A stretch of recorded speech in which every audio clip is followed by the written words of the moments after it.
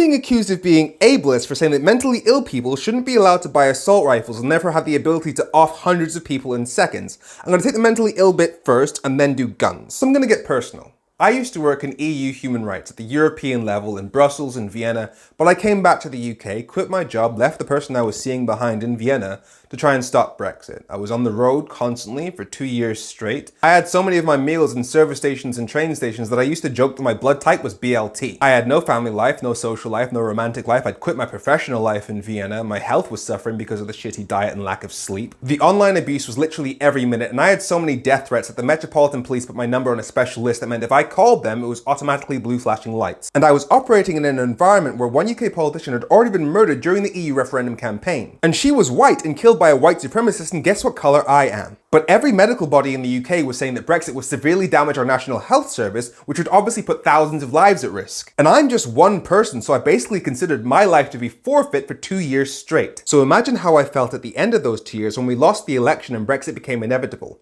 My life meant nothing to me. Look up passive suicidal ideation. I was there and a little bit beyond that. So suffice to say, I'm one of those people who should not be allowed a gun. But let's be clear here. The mental health issue is the lowest hanging fruit in this discussion because I don't think any of you should have guns. Because what is it? 30,000 plus people who die a year in America because of guns, including thousands of kids in schools? And you're not willing to change that because of the Second Amendment? Hi, America!